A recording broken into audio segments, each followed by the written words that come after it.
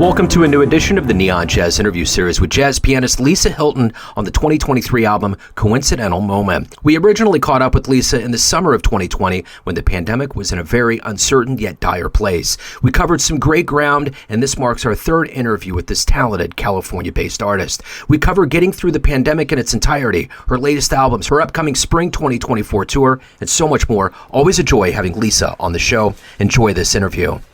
Hi, Lisa. It's Joe Domino. Hi there. I'm so glad to hear your voice again. It's great to hear you. How's everything going? The world is wonderful. We got a sunny day today, so I love it. Well, and you've had a lot of sunshine with things happening and your latest album, Coincidental Moment. So it's great to catch up with you because the last time we spoke, one of the last times, was when we were still kind of roaring through this whole pandemic period. That's right. You're right. Yeah, we tried to tiptoe around it, but we didn't know how things would be going. But now everything's open and moving along well. I'm really excited about touring. I was a little unsure, Joe, how I would feel after a break from touring. But then when I started working on the set list, I just became ecstatic. It just feels really fun to think about playing and sharing the music with people in person again. So now I'm really excited. But I was a little nervous, at first, memorizing, an hour and a half of music, but it's going to be fun. I think that's the thing that I've realized talking to musicians coming out of this whole time period is that as weird as it is for me being a non-musician, there were a lot of musicians that said, this was a time for me to validate what I'm doing, validate the fact that I'm a musician, whether I'm making a recording or I'm getting back out on the road. So I'm curious what your perspective is. Did you dig deep and get introspective as to kind of an existential moment of who am I, what am I doing, and now you're at that point where touring's happening and you're like, this is me, this is what I need to do with my life? Yeah, I do, and I did get introspective about it. I'm surprised you brought that up, but yeah. Well, I grew up in a small town, and I was a little bored all the time, so I was wildly creative. And I moved out of that town and created a very full life for myself. During the pandemic, sure enough, I got a little bored. But I realized that's where this enormous amount of creativity that I have comes from. My mom always used to say, a little boredom is good for kids. I don't know about that, but when when there's not as much going on, I become very creative. It's so much fun for me, and you can always do it, if there's nothing going on, you can always be creative. So I did, in the pandemic, I did 4 albums and a digital book. And I think that was enough. But quiet just means more creative for me. So I realize now that's where all that creativity that I have really came from. A little bit of boredom. Absolutely. Well, yeah, and there's no better way to get rid of that than to create. And I'm curious, so your latest album, Coincidental Moment, talk to me a little bit about this album and along with the others. What, beyond going through a pandemic, what were some artistic forces that went into these creations? Well, as you know, Joe, I feel like the music is inside of me, so I just kind of listen to what's there, and that's what comes out. So I don't say, okay, I am going to compose to this concept, as you would a school assignment. I don't do that. I know a lot of people work better that way, but I feel like if I just have a little bit of quiet, there's that quiet again, and sit at the piano, then surprising things start to come out. I start first with, I call them little embryos, but there's like small sketches of music that I notate down when it pops out, and then I put it aside. And then when I have a little bit more time, hopefully like next month, then I start developing them into larger pieces. But right now I have my little embryos. I think I have about 13 just patiently waiting for me, and I'll see what's there in the music. but it's always what's happening in our world that develops into whatever music will come out for that year. For example, Anxiety Society, Joe, we know where that came from. Yes. People go, where do you get your ideas? I'm like, well, that's, our society has become more anxious every year, it seems like. So multiple perspectives also on the album. The idea of coincidental moment is really the idea, well, we all know that a coincidental moment is just like a random moment in time that actually has some kind of effect on your life. A lot of times it'll be meeting perhaps someone that you love, or maybe making a good work contact, or just something even more random than that. But I was realizing that we all went through a coincidental moment in time. We all went through the same moment. We all went through this pandemic, which, was like 3 years or so. So I think that that's unique just in and of itself. So I wanted to play with that idea that we all have this, relatively random moment in time that we shared, and that we're moving forward from it, and how will that affect our lives. And I wanted to play on the kind of the classic jazz standard. So many of those titles were kind of similar to Coincidental Moment, So you can make that song, can refer to many different ideas. So for now, I'm just going to see what is going on in our world and how that comes out in the music. So ultimately, at the end of the day, I know it's not the aim of what you're doing, but it's definitely a byproduct, a very heavy byproduct. What are you hoping the listener gets from this material? Most of all, I'm trying to share our world. I hope to create community. I want everyone to know that we're all in this together. We're all in the same world. And that whatever is going on in your world, that you can listen to the music and feel that you were listened to, that somebody is sharing this same experience with you. So there's always a mix. Have you noticed there's a mix of music on my albums? There's always something that kind of touches you, or that, is uplifting. Or on this one, I think it was Everyday Anthem, that we have patriotic anthems. We have all kinds of anthems, but on sometimes we need an anthem for every day, to boost our moods. So I think I would like people to feel that they can connect, and they don't know why they feel that way, but I'm writing from that spirit of our, culture, our community, our world. I know it seems like a large idea, but I still hope that we're able to communicate. And, of course, playing with my band live, that will be even more exciting, because with the different instruments, it'll just be, a greater experience. I think we'll connect with lots of people when we are touring. Talk to me a little bit about this tour. I know you touched on how good it feels, but where are you going, and what are you looking forward to? And I'm going to put it in this context.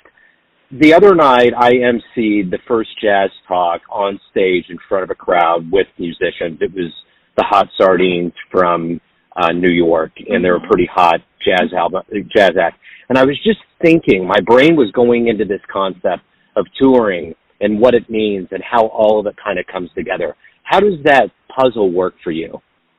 Well, it was interesting, like all of us, to have something taken away. And of course, musicians were not, something was taken away from us for a while during the pandemic. So it's interesting to understand how we feel about that. But, it's a part of who we are. A lot of people do travel for work or business or pleasure, but that's how we share what we do with the world. So I think it'll be just that joy of being together. It's like, in a sense, it's like a family, and so it's the same kind of joy that I feel being with my family, I feel that when I'm playing with the band. I love hearing all the cool stuff they do. I have the front row seat. I am the biggest fan. So being in the studio is the best, Joe. It's the best. Yeah.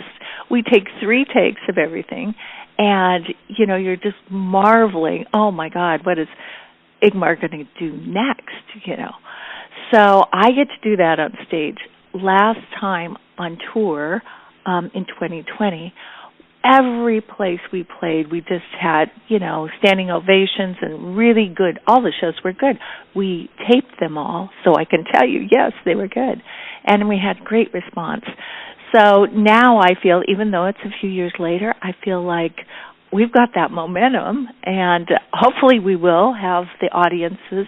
We are starting in Southern California at Pepperdine University, and then we go to San Francisco Jazz. That is a really cool club, and I don't know that you've gone there, but the room that we're in is all glass, and it's on a city street, but it's a beautiful club. And you're sitting there listening to music, and you see there's the city outside, and it's just this cool experience that it's jazz in the city, and it works. And it's in a really cool part of town, too. And then we go to Chicago, play at the Jazz Showcase, which I've never played at before.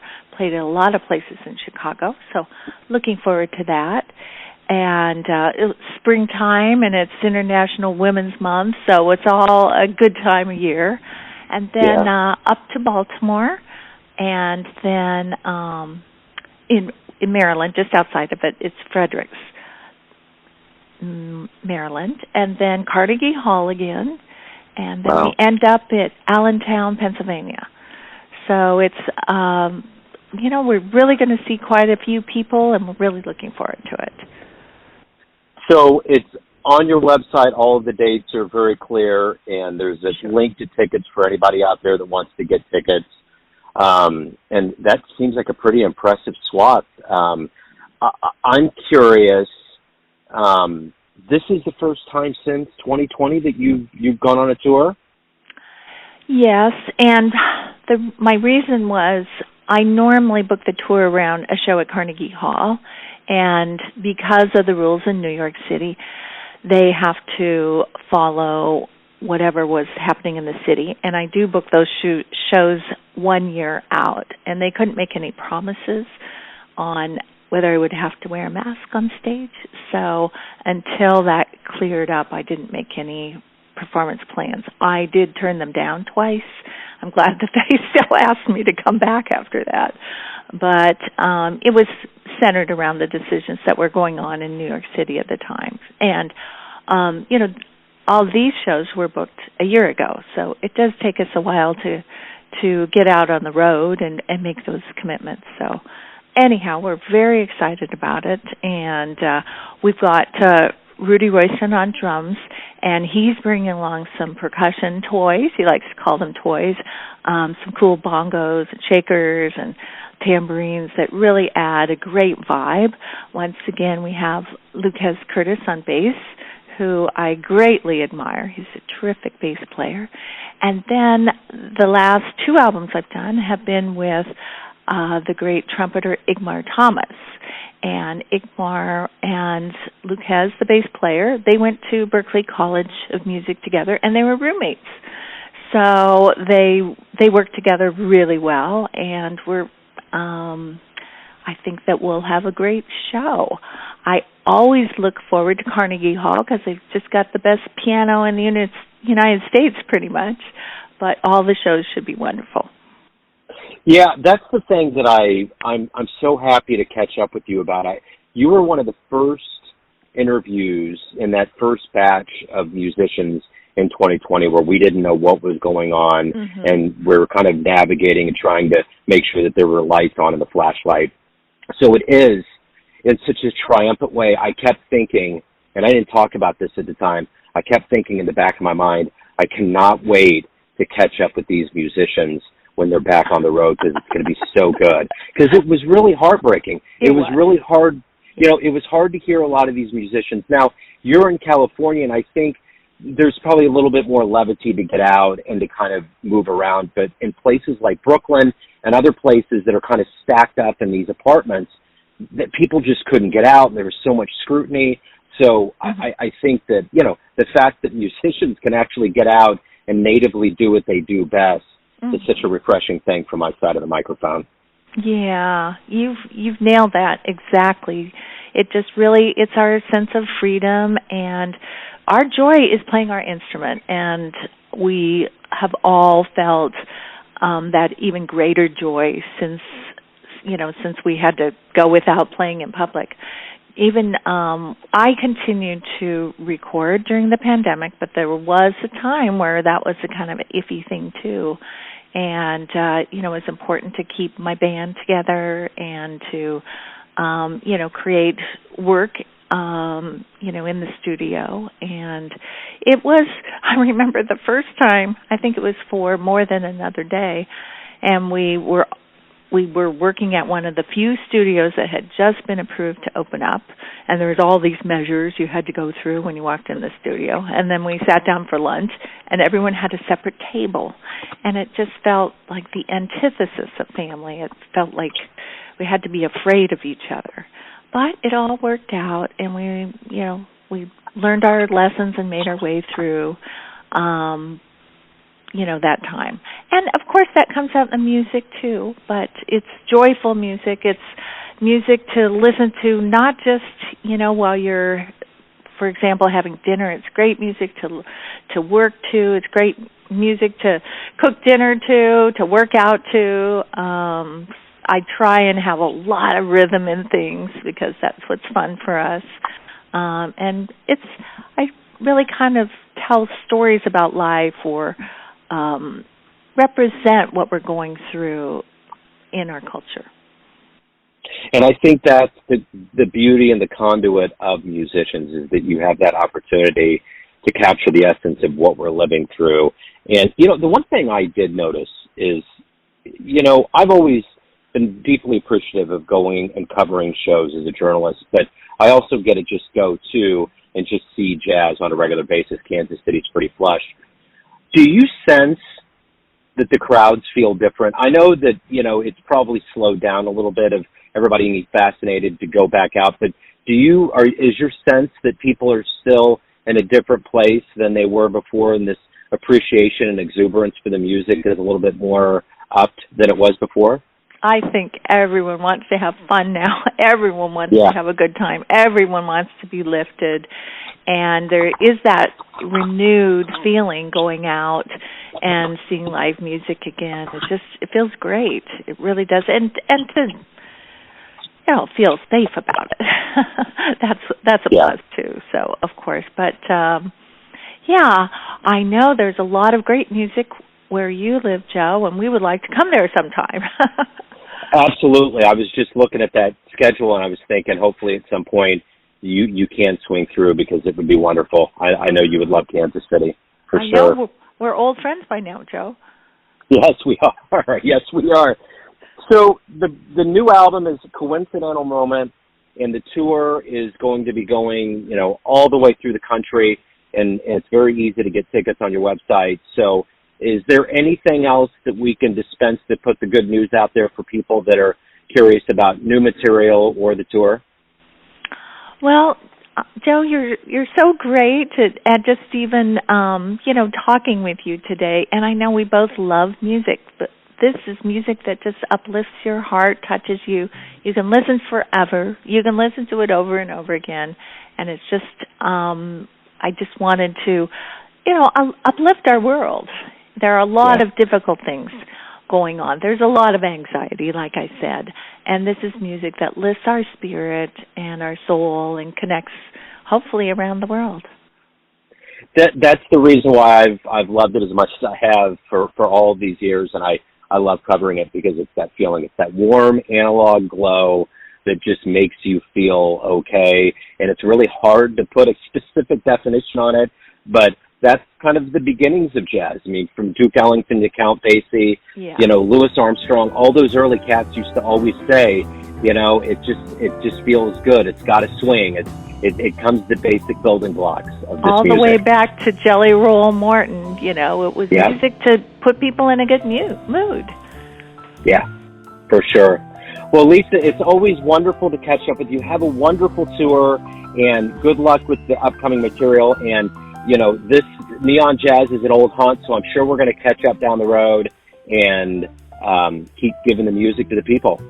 Thanks, Joe. Thanks for listening and tuning in to another Neon Jazz interview, where we give you a bit of insight into the finest players and minds in Los Angeles, Kansas City, and spots all over the world, giving fans all that jazz. Thanks to Lisa for coming back to the show.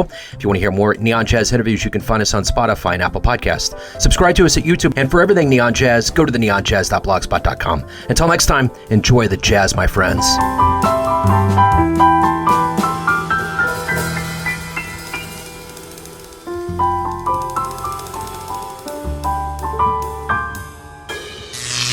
Neon Jazz.